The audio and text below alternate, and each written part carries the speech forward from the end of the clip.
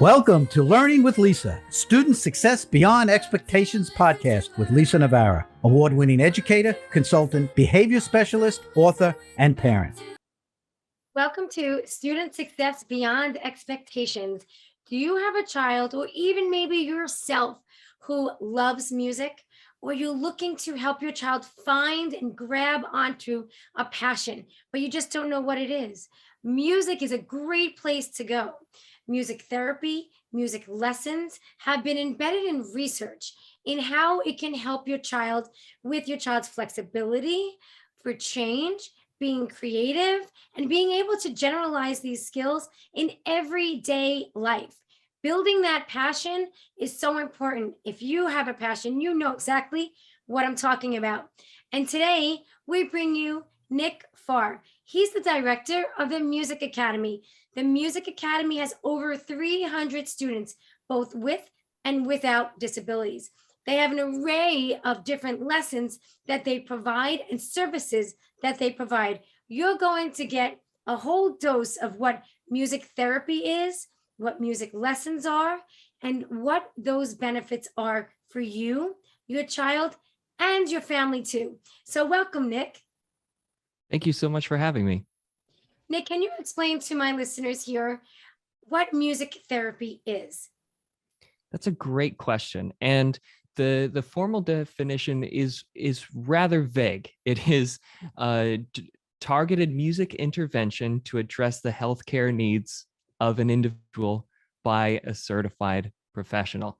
Now, that's really vague. And the reason behind that is that music therapists work across the lifespan from before birth to end of life in hospice. So our definition has to be really wide to be able to encompass all of these clinical populations that we would be serving. But some highlights is that we're a profession that's been established in the United States for over 70 years.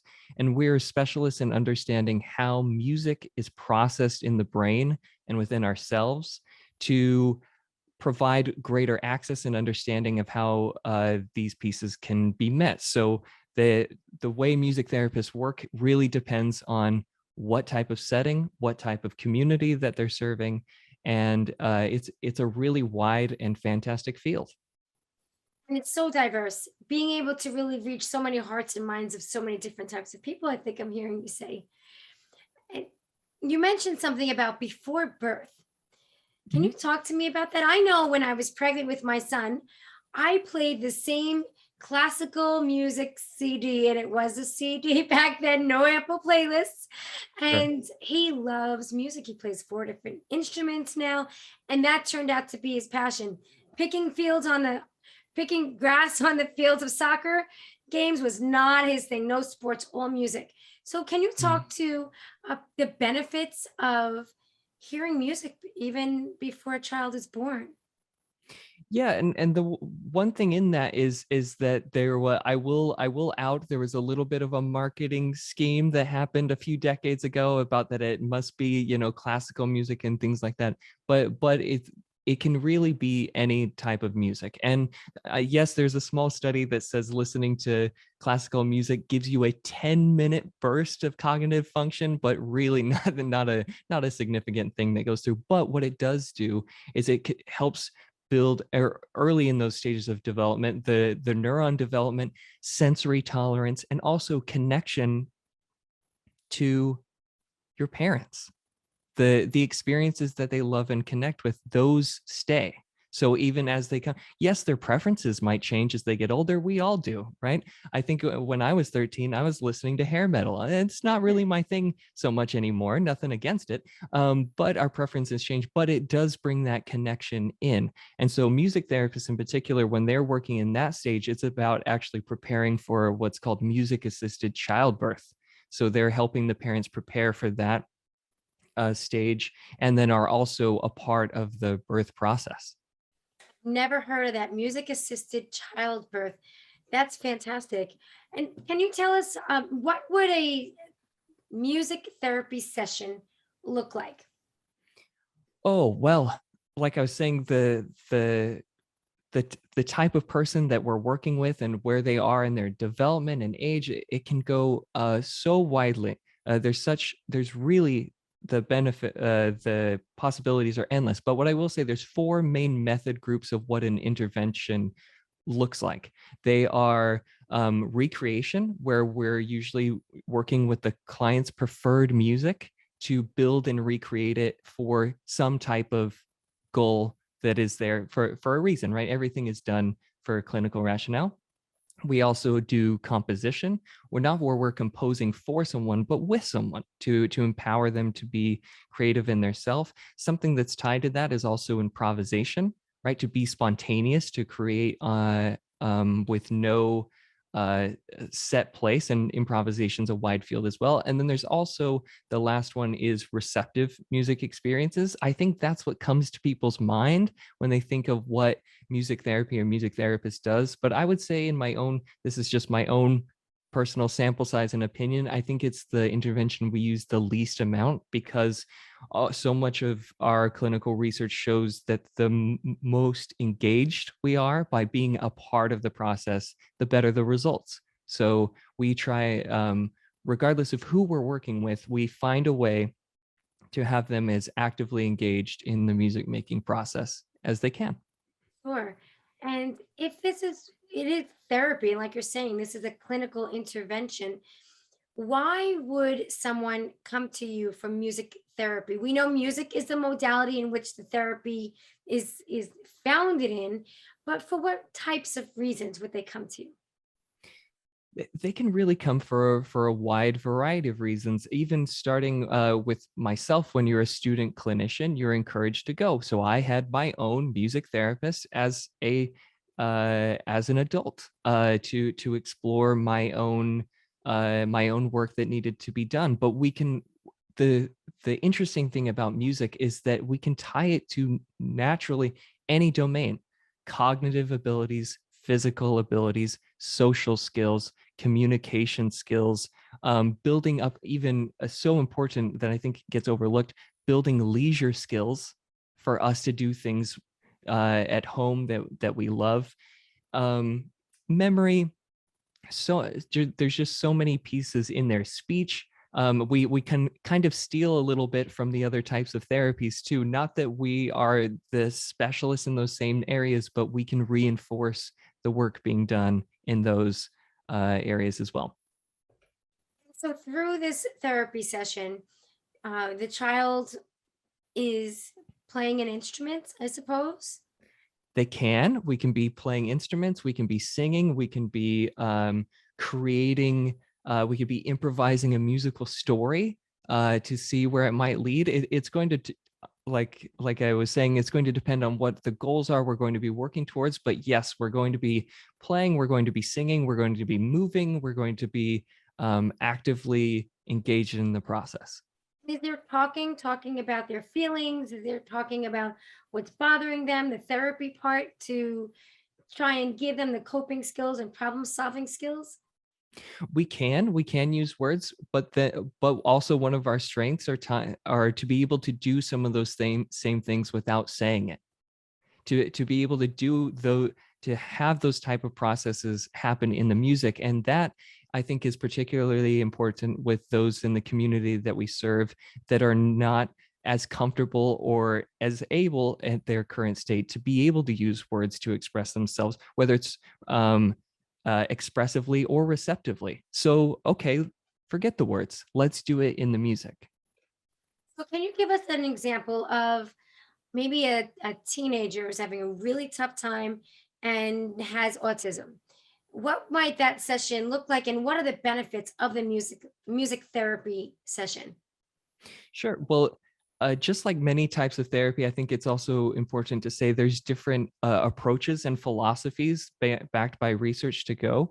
Our clinic in particular, we really focus in this side that's very tied. If you're familiar with DIR floor time, we work very close into a similar model to them, where rather we don't follow these strict policies and procedures. There are music therapy interventions that are protocolized, particularly medical and rehab focused. But what we really want to work on in these things, if we're saying, we're having a hard time, A hard time can be a lot of different things. We start by it's called following the client's emotional lead. Where are they today? And rather than saying, hey, you come here, sit down where I say, do what I say, I'm going to come to you. So if you're sitting with your back to me over on the floor, I might come sit on the floor. We can sit back to back. We don't have to be facing each other because we can communicate and engage with each other through music without looking. We don't need eye contact to show each other that we're listening. We can do it through how we respond through what we're playing. And I know I can check if you're listening to me by offering you a musical idea and see how you respond to it. If you respond to it, you heard me, right? Then I know that you heard me. Yes. So if we're having a tough time, it could be a variety of things. Maybe maybe we're working on building our ability to keep ourselves regulated, which is a very common thing throughout the lifespan. So music has a lot of elements in music, right? There's rhythm, there's articulation and dynamics, all of these things. What we love to do with a client like you described is we go through in our assessment process and we write out a sort of sensory related to all of those elements of music. Because if I can share an example, Please do. Yes. a 3-year-old was brought to me some years ago, and he was having a hard time being anywhere in public. The grocery store could never go there, could not be around crowds, could not be around these things, and so much. I think like Mary, parents were thinking, oh, volume. So using headphones or things like that to go through. And he came into the music room, and same with me, did not want me to sing, did not want me to play an instrument, did not, everything just no, hands in the ears, screaming, crying. But I began to sort of run through this assessment. Let's figure it out. What is it?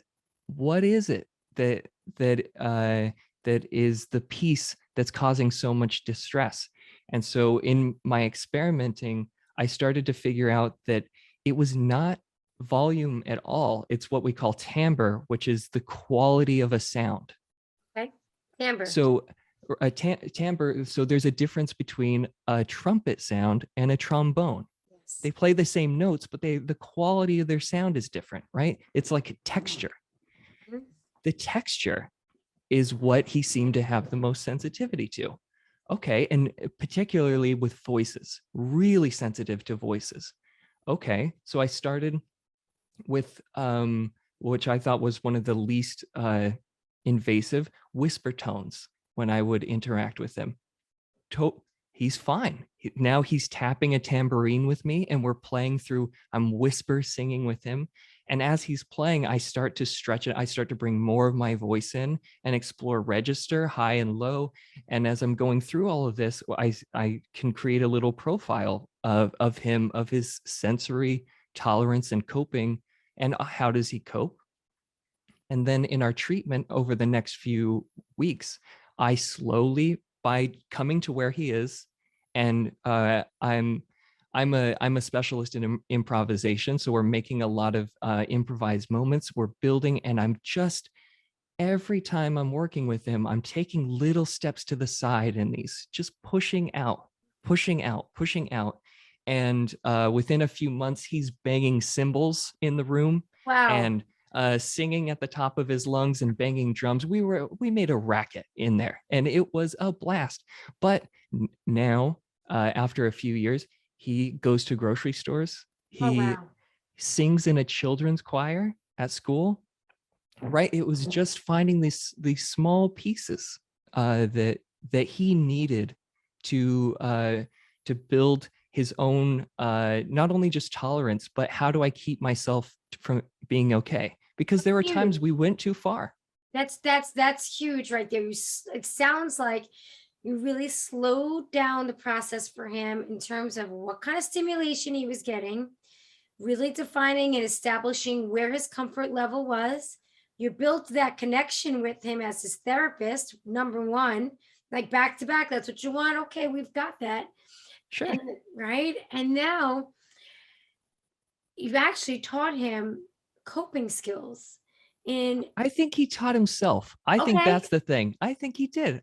Because I didn't know, I didn't know what is going to make him, what are the coping skills that are going to be best for him, but I tried to help him find them. And I think that's really the secret, is that I don't have the answers, but I'm going to try and help you find them for yourself. And so he was able to apply what maybe he was experiencing with you because he was practicing in a safe environment, then went out and was able to regulate himself. And boy, I bet he feels pretty much in control now. That's right.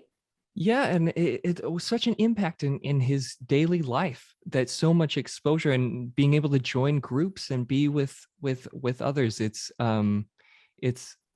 it's interesting that it's such a small thing, but also in treatment, I think it's important to say that, like you were saying in the introduction about motivation, with all of us, we really believe that motivation is everything when it comes to this. If we are not motivated to do it or to socially interact or engage in any way, then we're lost. So that's why we try to be the most flexible as possible to get that motivation, which is the I'll come to you on the floor. I'll play piano upside down. I'll do, whatever it is we need to do to keep that motivation. And so our treatment, it wasn't sitting down and I do these very clinical sounds to try and stretch them. It's as we're playing together.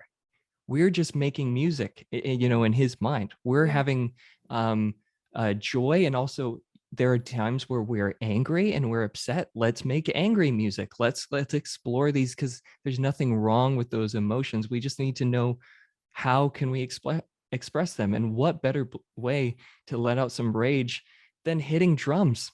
Right. Hit some drums. I think I need a pair of drums every now and then. Don't we all? Yeah, yeah. Oh, Nick, it sounds absolutely wonderful. This is such wonderful information for people to understand.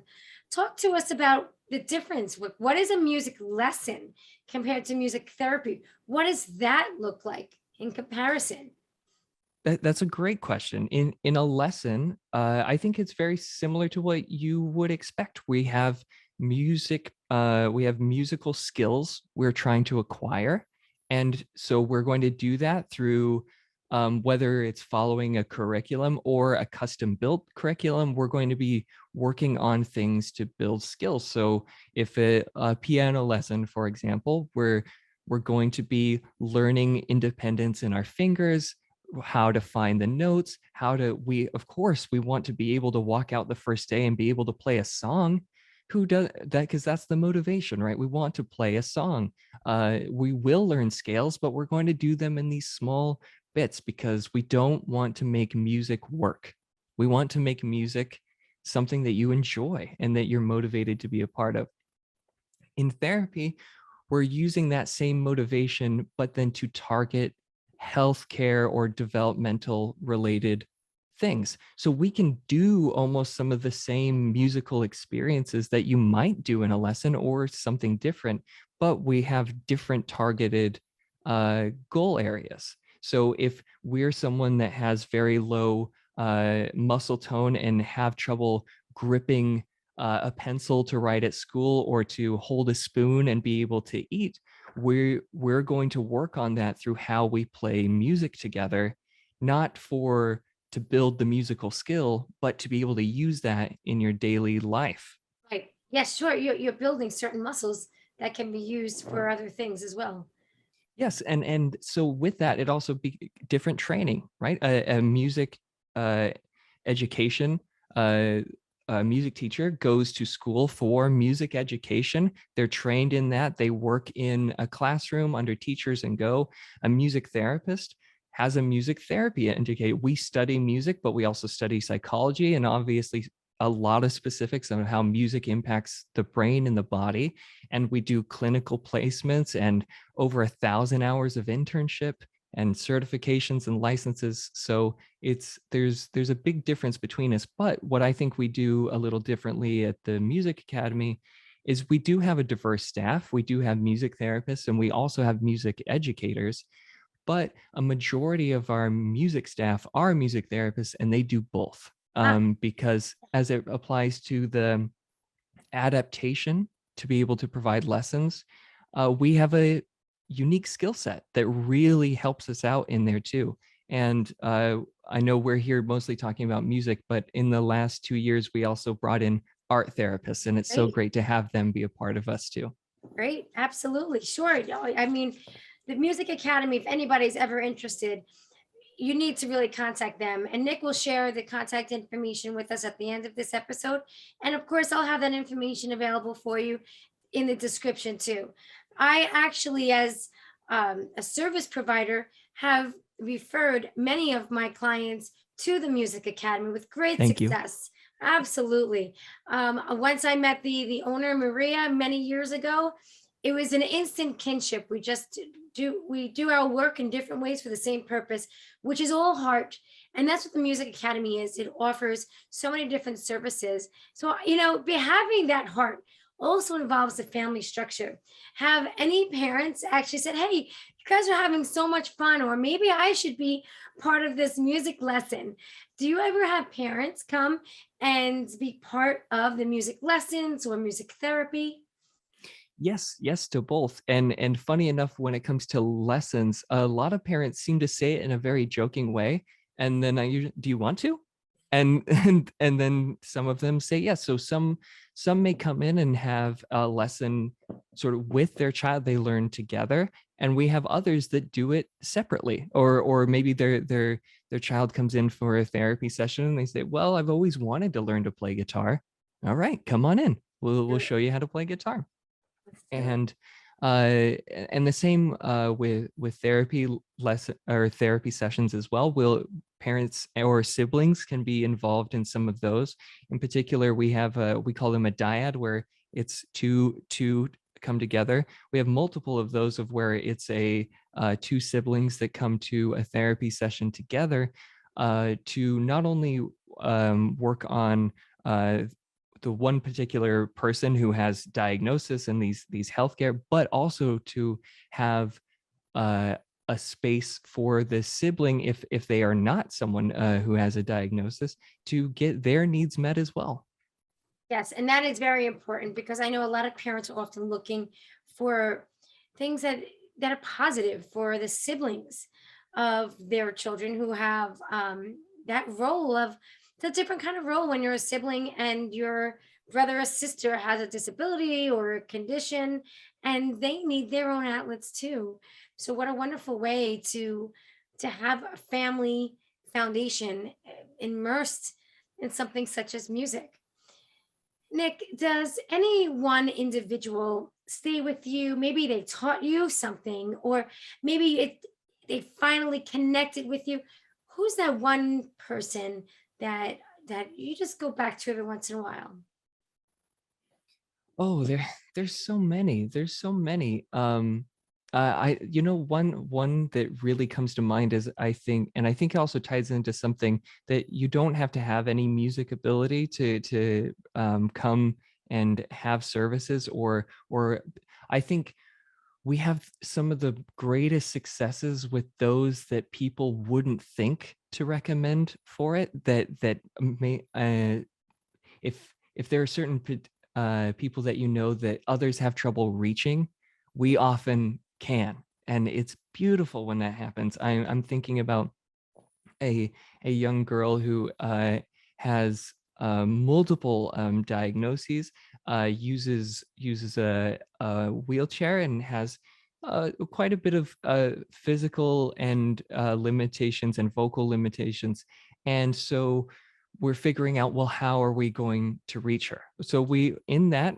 she, with the physical assistance, we're doing hand over hand in some of our music making to get in there, and other times just putting out the opportunity to see what may happen, right, if we go. And so I remember a morning, we were improvising this sort of song on the piano with these beautiful melodies, and I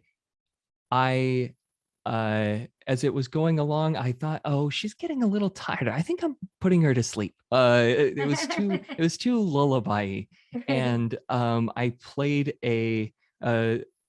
it's sort of almost like a joke, like this very jarring chord, and she laughed. And the mom was sitting in the room, and she looked up. She never laughs. And I did it again, and she laughed again. And then the ha ha ha became like the rhythm of the song. Oh, So how we great. could use like someone that they said they've had her. That was the third time in her life she'd ever laughed. Wow, what an amazing experience to have access to that, to be able to share it, and then for her to share her voice with me, to be able to hear it, and then to continue working on empowering her to be able to use her voice in whatever way she can. There's just so much substance here. If you're really listening to what Nick has to say here, I think you're going to be getting a whole lot of calls, because people, what was I waiting for? I never thought about this. So here's a couple of takeaways. And if you're a parent and you're looking for something that to really immerse your child into, or expose him or her to, or maybe your child's dancing and loves music of some sort, the Music Academy is a place to go. If you need something for your child as a sibling or a family, the Music Academy is a place to go. Educators, oftentimes, we don't think to refer out when a child is having a difficult time, or that they're really not very exposed to a lot of social situations, or they need more exposure and more experiences. I've seen many, many, many concerts that the Music Academy has put on, and there's not a dry eye in the place. What talent that is uncovered from these children and adults is remarkable. So always think too, as an educator, music therapy, music lessons, that's a really great suggestion for the parents of your students. So let's remember that too. So Nick, how can people get in touch with you or in touch with the Music Academy? Sure. Well, our website is musicforspeciallearners.com with the number 4, music for special learners. Our phone number is 631-615-6707. You can email or call us or text us if you're unsure of, I'm not between music lessons and music therapy, I'm not sure which one is going to be a good fit. Well, for everyone, whether it's on site at our location in Hauppauge, in home, or online, everyone is offered a free first visit to work one-on-one with our staff. And after working with them, we can talk to you about, okay, if we go this road, this is what happens, or this road, and we can really empower you to make a decision that you think is going to be best for the people in your life. Dedication, discovery, and so much more comes through music. Nick, thank you for sharing with us and really educating us about the differences and the benefits of music. We appreciate your time. Thank you for listening to the Student Success Beyond Expectations podcast, where school leaders, educators, and parents meet on behalf of children who struggle with learning.